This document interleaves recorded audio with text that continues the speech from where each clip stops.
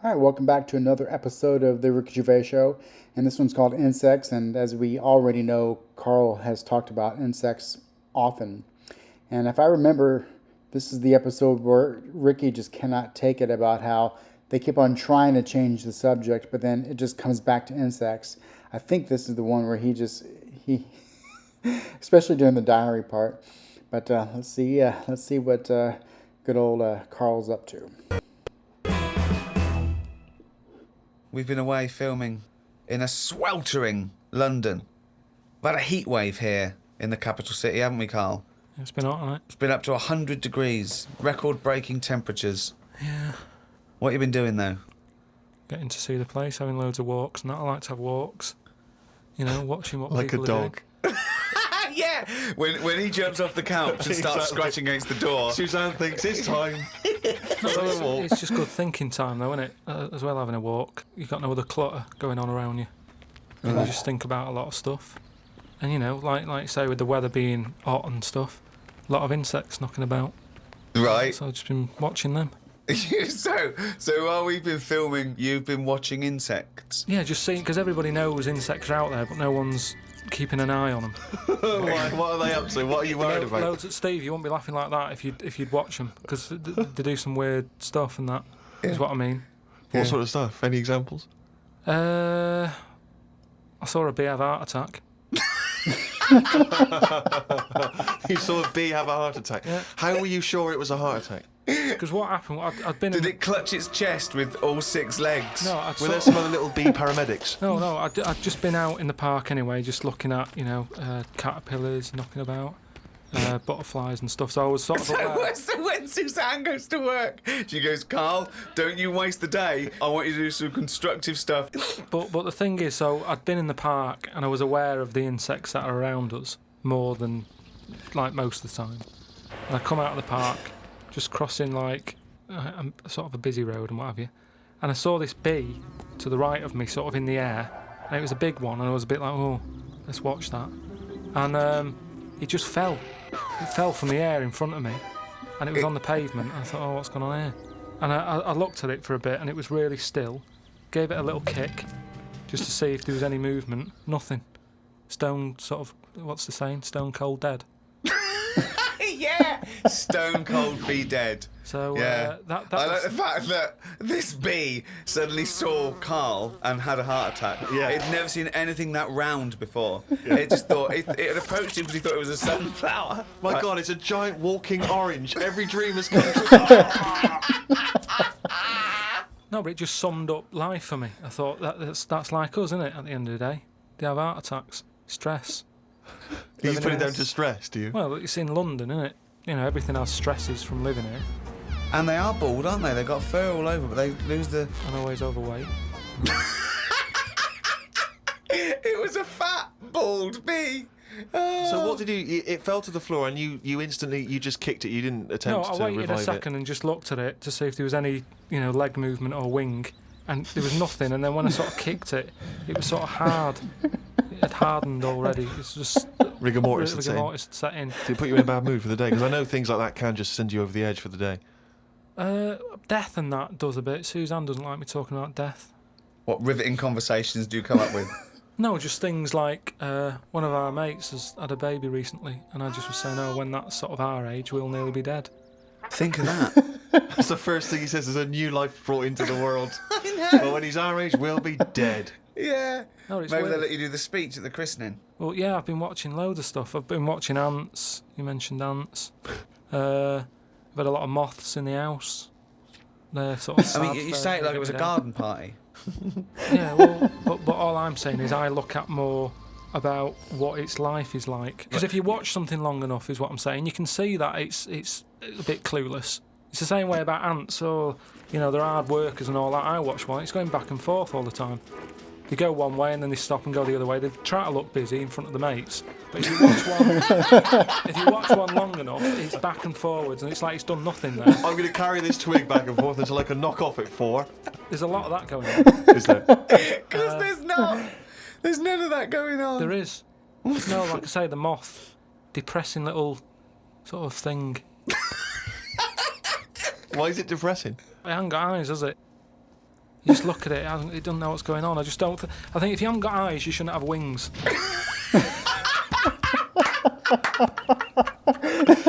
That's a rule. If we could put that into practice, please. That's a great rule. That's a fantastic rule, isn't it? Yeah. If you haven't got eyes, you shouldn't have wings.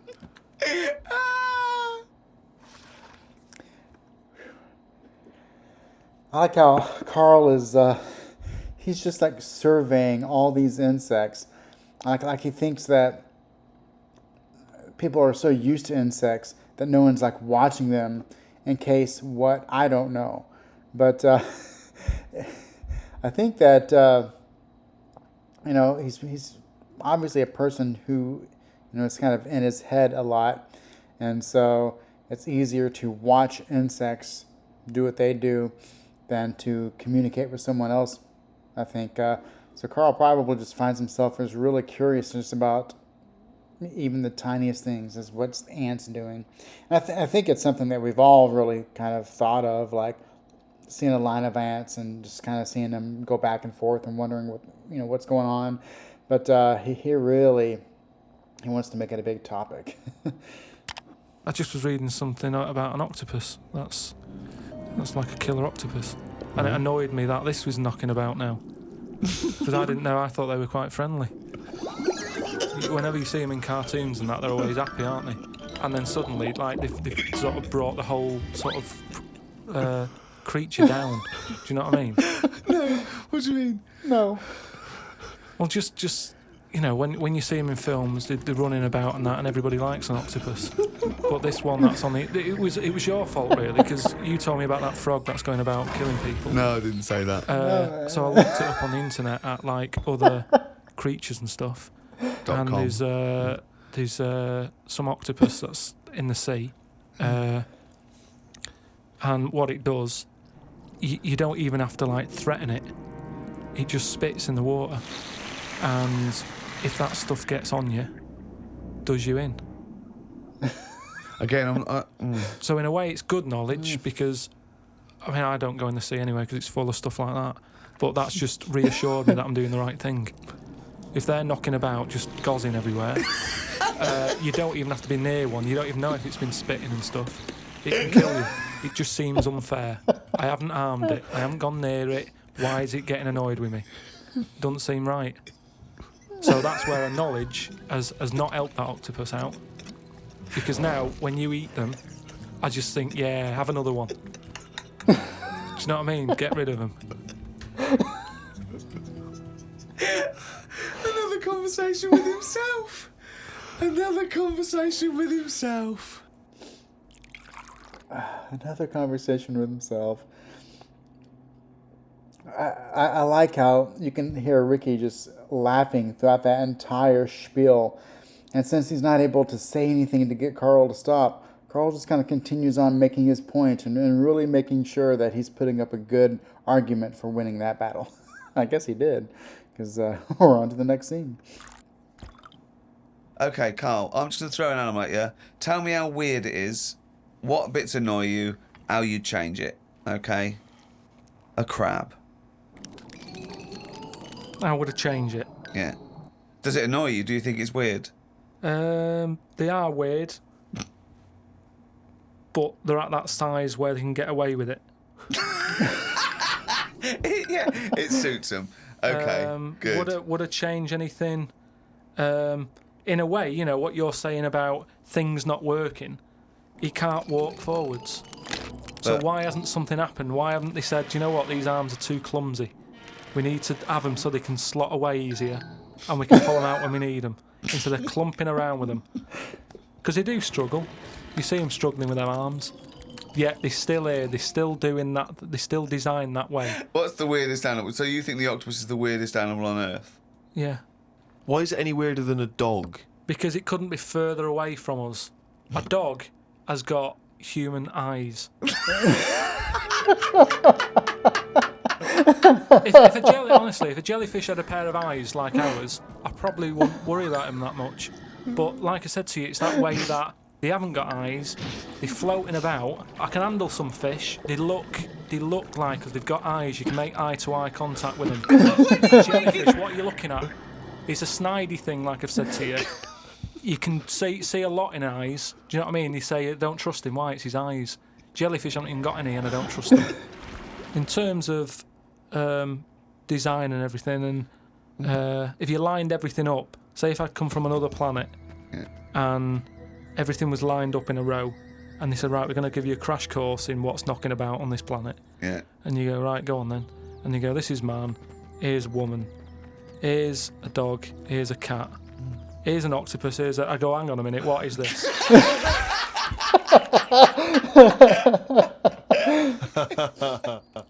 Hang on a minute. This thing, it's way too far.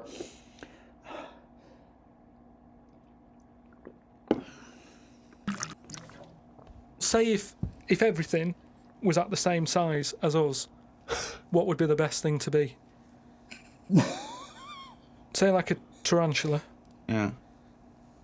And a tiger. What would happen there? A 15-stone tiger versus a 15-stone tarantula. Yeah. Well, I'd imagine the 15-stone tarantula. Right, so it's just weird that, innit? It's a good job that they're small. Yet things are getting bigger because we're messing with the world. But it's a ridiculous thing to say, isn't it? Because what would it eat? 15 stone. The biggest you'll find is like a foot-long beetle or something weird It's like big that. though, isn't it? Yeah, and that's about as big as they get. You just So I can't wouldn't kill worry that. about it. Again, based on nothing, he queries It's not- you. But it's Without like restriction. fish, innit? How they say about a goldfish. Yeah. That thing about a woman who went on holiday and stuck it in a bath. She came back, it was 7 foot. Right, that didn't happen. Well, that's a well-known thing about No, it's not a goldfish. well-known When's thing. it- what? I'll tell you why. Because a fish will only grow to its surroundings anyway. So Yeah, that's what I'm saying. you have Just- to put it in a bigger tank. Yeah, in a bath. No, a 7-foot fish in a bath. It just fit the bath exactly, did it? When she got back off holiday, Don't talk shit. It's a What was it well-known- eating? What was it eating? How long was she gone for? 2 million years? Yeah, she went to Mars and back. Ted, you're not going to believe this. Come up here. well, how many fish do you see that have naturally died? It's always been caught by a man or a shark's at it. You don't just see dead fish washed up, do you? Well, most things that don't die of old age. Yeah, that's weird though, isn't it? Well, no, because it's a jungle out there. No, worse than the sea. The sea is like full of... you've got an enemy around every rock. I love it. I love it. I love it's like a warning to crabs Exactly. and young squid. It's like the policeman that comes into your school. Yeah, yeah.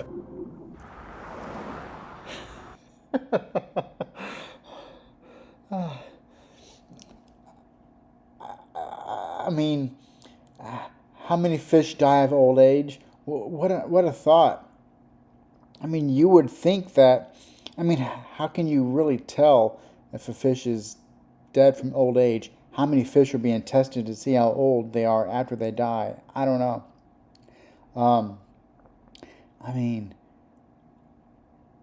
I kind of really like the way he thinks about that question. It's true that I'm sure most fish probably just die one way or the other, and then that's because that's obviously why it's so it's harder to catch a bigger fish because that means that fish has survived longer.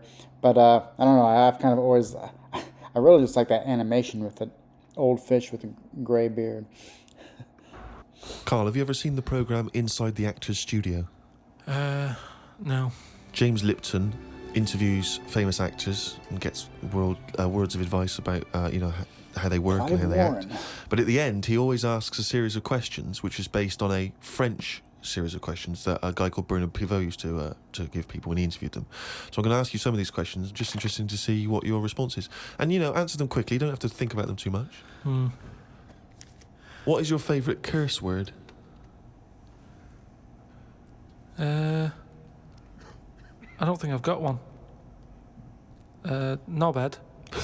That sums everything up, and I think it's... But it you can- wouldn't call your nan a knobhead, would you? What would you call a nan? Well, knobhead's all right, isn't it? Because she sort of gets it. It's one of them things that everybody understands, but it's not too offensive. Right. What a knobhead. What would you do though if you were swimming, right? It was a nice little thing. You're on holiday, right? And there's this octopus there, and you're going around, right? And you just see it start spitting at you, poison. What would you say to it? Well, it's too late then, isn't it? And I'd kick it. And I'd say, knobhead. I would, but what's the point? What's the point in getting annoyed now? Because it's done its stuff, hasn't it? I don't know why you'd kick it and call it a knobhead under the water. What is this octopus thinking? Oh, God. Oh, okay, you fucking eight-legged shit. I'm not bothered. I don't know what you're saying. Fucking cunt of a mollusk. I'll just spit at you again. It's not bothered. You slimy little fucking boneless wanker. This is why the face Are you is still good. talking to the octopus?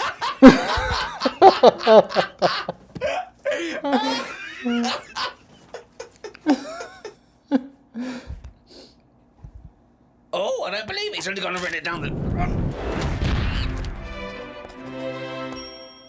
That jingle, of course, signifies another reading from Carl Pilkington's diary. We went to the park and had a brew. Suzanne read the paper while I played with a ladybird.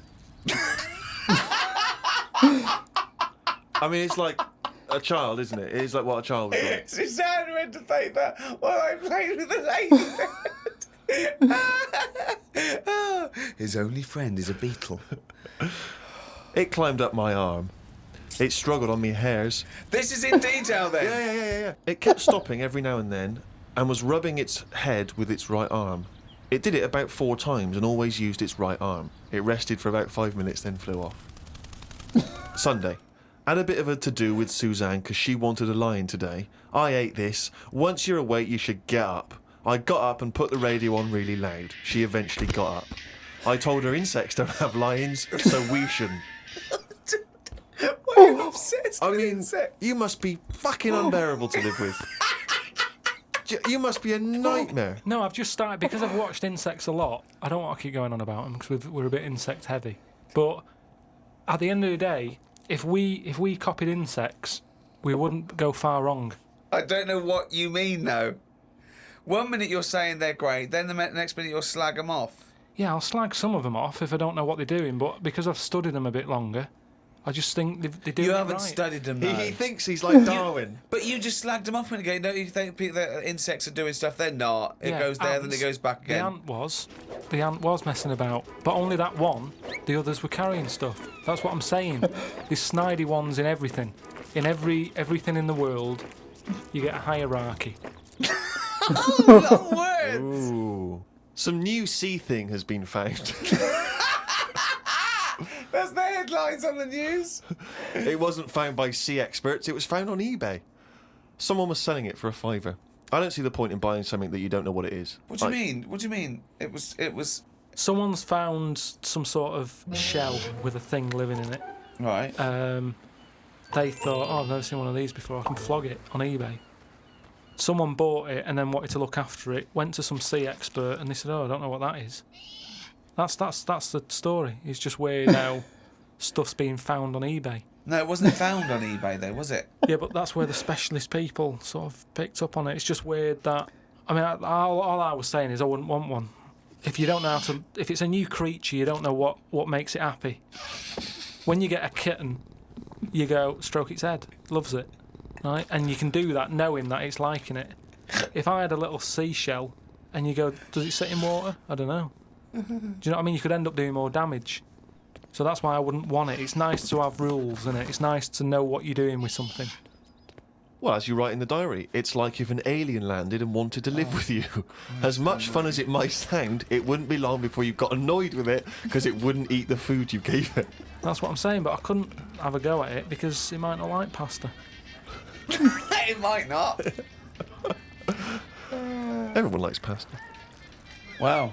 Woke up to some interesting news. It's good when this happens because it sets me up for the day ahead. If it's miserable news, it affects my day. It said on the news that they have found 2 new flies. Fucking hell, more insects! What have you done? Is that all you've done this summer? Bong. Trouble in the Middle East. Bong. 2 new flies found. Ladybird climbs up arm. They were found in the UK and they were found close to each other. Maybe this happened because they were different than the other flies and weren't expected to hang about together, so that's why they knocked about with each other. That would happen, wouldn't it? What do you mean? There's 2 new flies. What do you mean? Does it mean there are 2 new flies that are a different species? Yeah, 2 new species, and they found them close to each other, right? Yeah, and but they didn't mean there was one of each. No. Yeah, they did. They found 2 different ones. No. No, they have. Seriously, I know that. That's right. That's a fact. So you've got I don't know the names of them. They give them odd names, don't they? Well, say call it A and fly B, right? Yeah. Fly A, I don't know. Say that's orange. B. Fly B, yeah. No, This is but- painful. no, This I'm is just making it painful. easy But for Fly you. B wears a little hat. He's got a little hat. Alright, yeah, fine. Now, they found the orange one. I went, look at this over here. This is a bit weird. And they've gone, oh, that's a new species. Log it, whatever. And then the other one went, oh, keep your pen handy. Look at this one, it's got a hat on. So then they found them both within the same distance. I don't know what that sentence Keep means. going. They No, found them both within the same distance. But without interrupting him, let him finish this point. Let me just make one thing No. clear. Carl Pilkins just said they found them both within the same distance. Think of that! Don't know what it means, but go on, let him finish this point. So what I mean is, they weren't knocking about with other normal houseflies because they were probably sort of going, oh, he's a bit weird. Leave it. Yet, because the other one was also odd, they're hanging about with each other. Don't you understand that? Why is that such an odd Don't you concept? understand that? Because you think of it as like 2 little new kids in school. Yeah. They find out they're both new and they've got something in Yeah, common. they're both goths, so they start hanging out together. Yeah. And this was on the news, was it? Yeah, just on the radio, yeah. I know if I looked into that story, it would be 90% wrong. Bit tired today because didn't get to sleep as early as I'd wanted due to a moth getting in the bedroom. Fuck me. I got it in a glass and looked at it for a bit and then let it go because Suzanne wanted to go to sleep. Looked up some interesting news. Some people dug up an old body in Ireland. Turns out it's well old and was here when dinosaurs were here. The really weird bit is it had hair gel in its hair. Right, what is it? Fella, Well, no, it wasn't around when dinosaurs were here then. just a bit after. Right, fine. A lot after, yeah, go on. It's not the age bit, that's amazing. It's the fact of, there's a fella, won't have even had shoes on his feet, Right. and yet he was worried about his hairstyle. Right, well, that's definitely not true either. There was a man on the radio doing poetry, says Carl in his diary. I thought I'd have a go at doing a poem about today. Not really. Steve, I'm a little bit queasy. He hasn't really written a poem. He's written a small poem. No, he hasn't really. Yes. If moths had eyes... Fuck me! Let me read the poem, okay? Oh, fuck. You wouldn't interrupt T.S. Eliot. Okay. Oh, okay. If moths had eyes, would they be happier? How do they know they're not dead? Cavemen hunting for food, but not before they style the hair on their head. What would last longer in dinosaur times?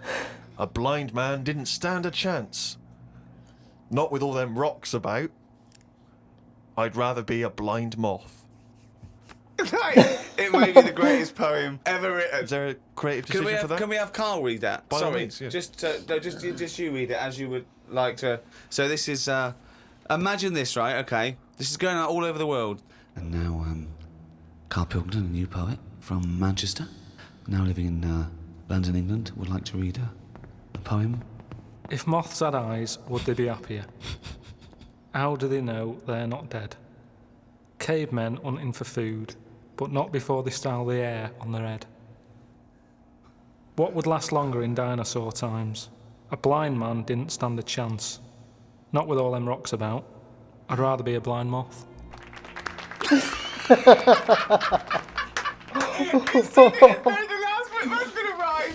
He said it like it was going to rhyme. Oh God! No, It's amazing, it's amazing. But I think Carl. he feels as though the final line, "I'd rather be a blind moth," is going to be one of those great, a summation that somehow the moth is a metaphor. The caveman. No, but there's all no I'm doing- metaphor in that. He really does mean he'd rather be a blind moth. Yeah, well, I'm just because I've looked at the day's news. Are you getting into poetry now, properly? I really like it, yeah. Right, I did 2 about jellyfish. Excellent. I don't like jellyfish. They're not a fish, they're just a blob. They don't have eyes, fins or scales like a cod. They float about blind, stinging people in the seas. And no one eats jellyfish with chips and mushy peas. Get rid of them. Get rid of them. Is that just the exclamation point? And then there's just Get a rid of short them. one about a jellyfish. It would be spiteful to put jellyfish in a trifle.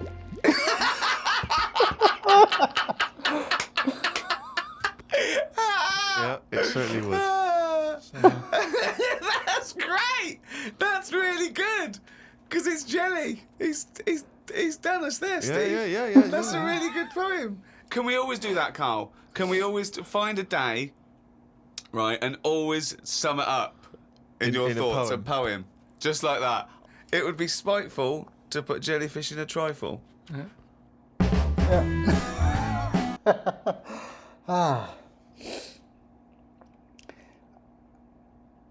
I don't know how many poems Carl ever wrote, but he can come up with some doozies. I did look up the story one time. It was a while ago for sure. I think it was several thousand years ago. But they did find a body, and they did find like a substance in the hair to assist styling. I think it was like some type of root oil or something. Obviously it was not, hairstyling gel. But yeah, so Carl was pretty much absolutely correct on that. He was a bit off on his time frame, perhaps, and the way he summed it up was obviously used for effect. But yeah, that story otherwise was true. I think one of my favorite bits of this is when Ricky just keeps on escalating his laughter, as far as, especially in that diary, when like Steve will start off talking about some insect Carl talks about. Ricky laughs, talks about insects, and they have a conversation. Then it's on to the next subject, and it's like just every single subject has to do with some type of insect or animal. I just love that. A really good episode though. Lots of little discussions. This probably has the most little bits of information. Just like little 45-second, 1-minute segments. But yeah, next week I'll probably try to get this next one out sooner. But we'll be on to the next episode, and we'll see what shenanigans Carl gets himself up into again. How about I catch you then?